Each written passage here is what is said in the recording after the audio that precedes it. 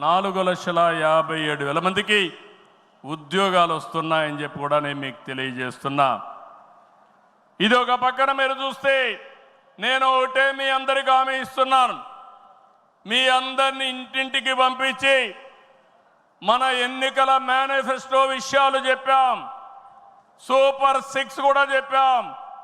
ఎవరు ఎన్ని మాట్లాడినా, ఎన్ని ఇబ్బందులున్నా ఇవన్నీ నిలబెట్టుకునే బాధ్యత మనదని మరొక్కసారి మీ అందరికీ విజ్ఞప్తి చేస్తున్నా.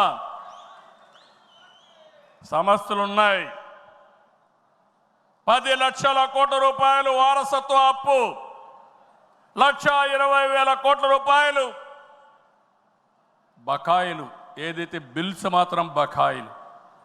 అందులో తెలుగుదేశం పార్టీ అంటే కచ్చగట్టి నీరు చెట్టు కానీ నరేగా కానీ మీరు చిన్న చిన్న పనులు చేసుంటే అవన్నీ కూడా వారగా పెట్టారు.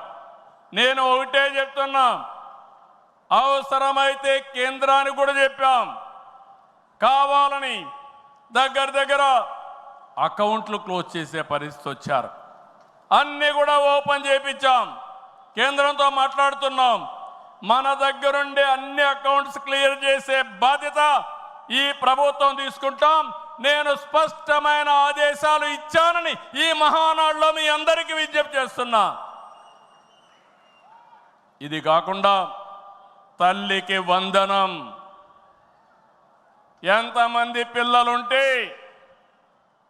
అంతమందికి తల్లికి వందనం మీ కిందన పాఠశాలలు ప్రారంభించే ముందరే వాళ్ళకి ఇచ్చే బాధ్యత మనదని మరొకసారి విజ్ఞప్తి చేస్తున్నా. అన్నదాత, రైతుకి న్యాయం చేసే పార్టీ తెలుగుదేశం పార్టీ.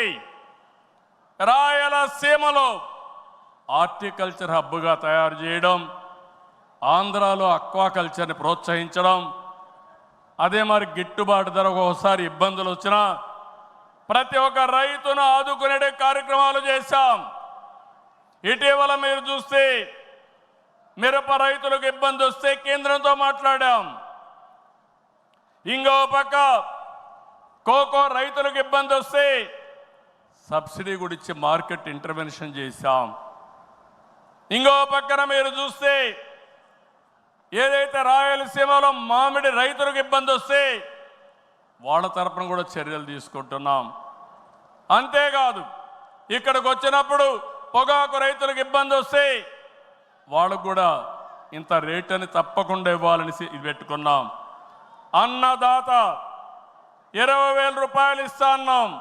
కేంద్రం ఇచ్చిన 6,000 రూపాయలు కలుపుకొని 20,000 రూపాయలు 3 విడతలుగా రైతుల అకౌంట్లో వేసే బాధ్యత మొదటిది ఈ సంవత్సరమే. కేంద్రం ఎప్పుడు వేస్తే అది ఇప్పుడు వేస్తామని చెప్పి కూడా నేను మీకు తెలియజేస్తున్నా. ఆగస్టు 15న మా ఆడబిడ్డలకు శుభవార్త, ఉచిత ప్రయాణ సౌకర్యం కూడా ఏర్పాటు చేస్తున్నామని ఈ సందర్భంగా అనౌన్స్ చేస్తున్నాను.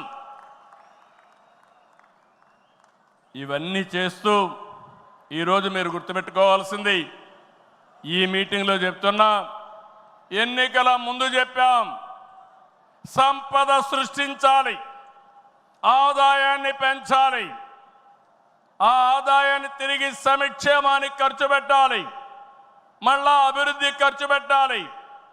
ఇది ఒక సైకిల్ కింద ప్రజల్ని శాశ్వతంగా ఎంపవర్మెంట్ చేసే కార్యక్రమానికి శ్రీకారం చుట్టాం. ప్రతి ఒక్క వ్యక్తికి రాష్ట్రంలో ఒక భద్రత ఇవ్వడం మన బాధ్యత.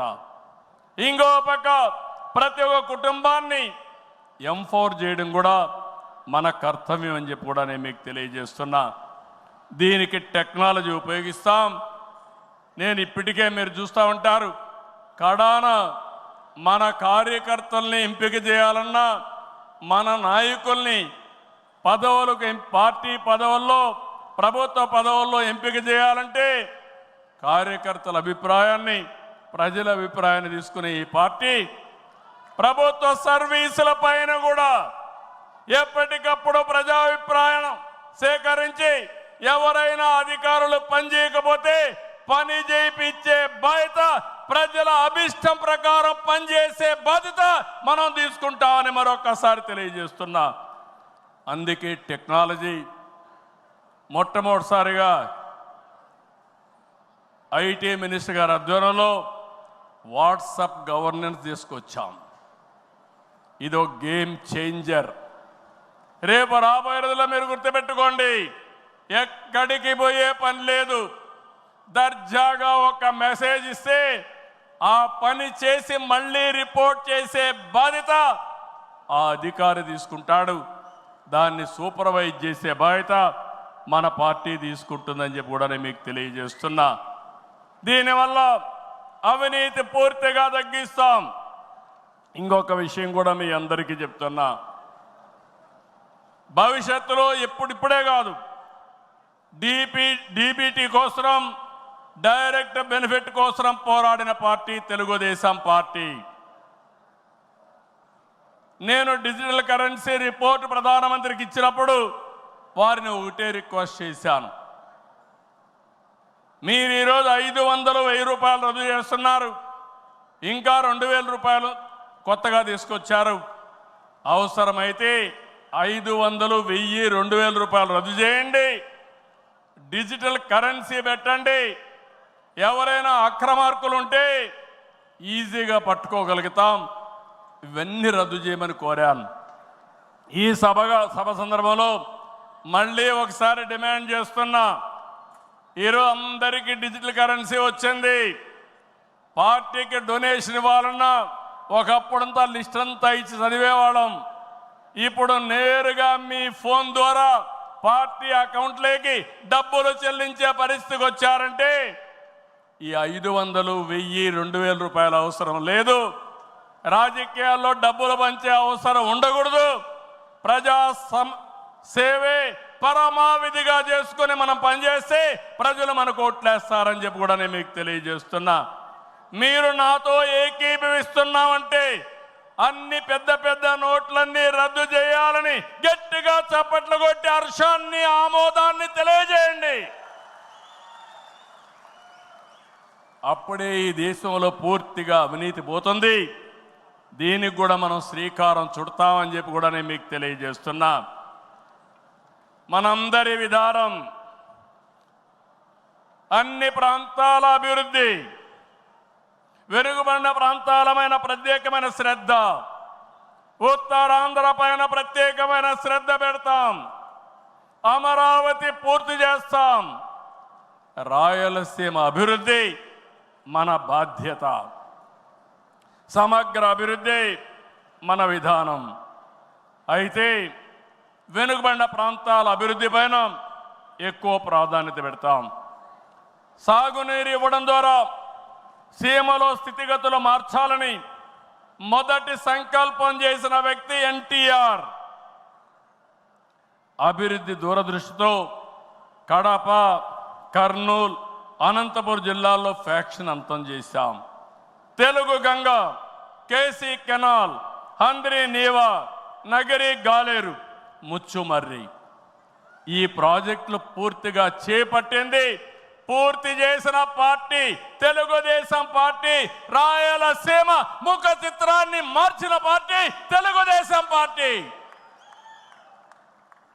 30 ఏళ్ల క్రితమే ఇజ్రాయెల్ నుంచి డ్రిప్ ఇరిగేషన్ తీసుకొచ్చి 90% సబ్సిడీతో మైక్రో ఇరిగేషన్ ఇచ్చే పార్టీ తెలుగుదేశం పార్టీ అని చెప్పి నేను మీకు తెలియజేస్తున్నా. పోయిన 5 ఏళ్లలో చూస్తే ఒక్క పైసా ఇరిగేషన్ ఖర్చు పెట్టలేదు. అది 14-19లో 12,000 కోట్ల రూపాయలు ఖర్చు పెట్టాం. ఈరోజు హంద్రీ నీవా వెడల్పు చేసే కార్యక్రమం పరిగెత్తా ఉంది. ఈ సంవత్సరమే పూర్తి చేసి మళ్ళీ చివరి భూములకు నీళ్లు ఇవ్వాలనే సంకల్పంతో ఈ ప్రభుత్వం ముందుకు పోతున్నాం. ఈరోజు రాయలసీమ రైతుల్ని ఇంకా బలోపేతం చేయడానికి పోలవరాన్ని పూర్తి చేస్తున్నాయి. ఇంకొక పక్క పోలవరం బనకచెర్ల ప్రాజెక్టుకు నాంది పలకబోతున్నాం. కడప జిల్లా కొప్పర్తి, కర్నూలులో ఓర్వకల్లు, ఈ రెండు కూడా పారిశ్రామిక వాడలుగా తీర్చిదిద్దుతున్నాం. రాష్ట్రంలో 5 రతన్ టాటా ఇన్నోవేషన్ హబ్బులను ప్రారంభిస్తున్నాం. మెయిన్ వచ్చి అమరావతిలో ఉంటే విశాఖపట్నం, రాజమండ్రి, విజయవాడ, తిరుపతి, అనంతపూర్ కేంద్రాలుగా 5 జోన్లు 5 పెట్టి ప్రతి ఒక్క కుటుంబంలో ఒక ఆంట్రప్రెన్యూర్ని ప్రమోట్ చేయాలనే సంకల్పంతో ఈ ప్రభుత్వం ముందుకు పోతా ఉంది. అన్ని ప్రాంతాల అభివృద్ధి కావాలి, అందరూ వ్యక్తుల అభివృద్ధి కావాలి. వెనుకబడిన ప్రాంతాలపైన ప్రత్యేక శ్రద్ధ పెడతాం. బాగా బలహీనంగా ఉండే, ఆర్థికంగా ఇబ్బందుల్లో ఉండే వ్యక్తులపైన, కుటుంబాలపైన ప్రత్యేక శ్రద్ధ పెడతామని చెప్పి కూడా నేను మీకు తెలియజేస్తున్నా.